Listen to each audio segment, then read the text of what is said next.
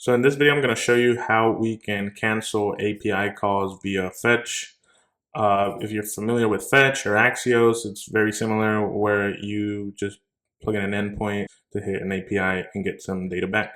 The nice thing about Fetch is that if you're using Node 18 and up, it comes included, so you don't have to install any additional dependencies. You just have it right off the back, as opposed to something like Axios, which you probably do have to install.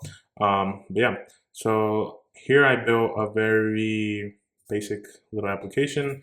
We have an HTML file with a heading that's initially set to send API request, and then we have a button called fetch request.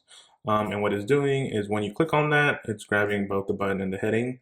It's grabbing the button's inner HTML.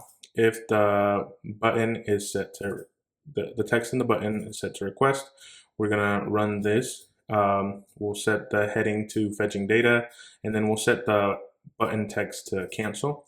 And we'll make a fetch call to this API endpoint called data.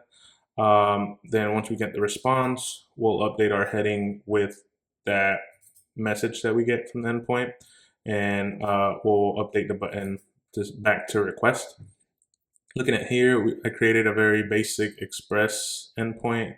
You can see data endpoint, and we're just sending this message, request succeeded back. We do have a timeout, so it's a delay, a 5-second delay before we get this data back. And if I pull this up, we can see here.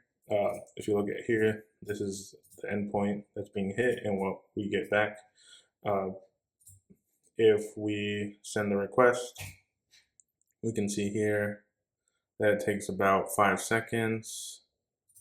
But once we get it, we get this message and it updates our heading. So what we want to do is whenever we send the request and we click on cancel, we want to completely cancel this API call. As you can see here, it still runs in the background and updates the heading once we get the response. So we want it to be where when you hit cancel, the request canceled heading stays and it's not updated. And how we can go about that is using something called a abort controller. So let's create a variable called controller, and we'll set it to null up here.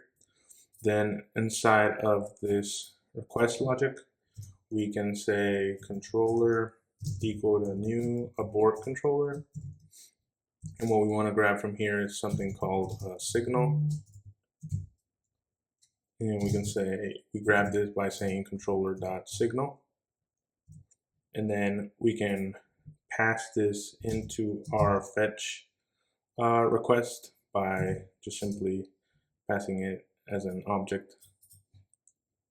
Now inside of our cancel logic, whenever we click the cancel button, all we would have to do is do controller.abort. And this should cancel out our API call. So if I save this and we come back, let's see, I'll make a request.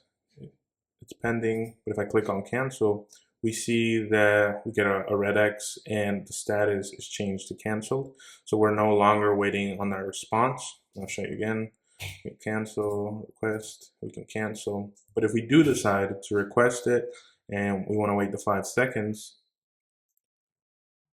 once the data comes back, it does update the title. So this is very useful to cancel any fetch requests that you make. It's useful as well when you're doing a lot of requests at once and you want to cancel them all.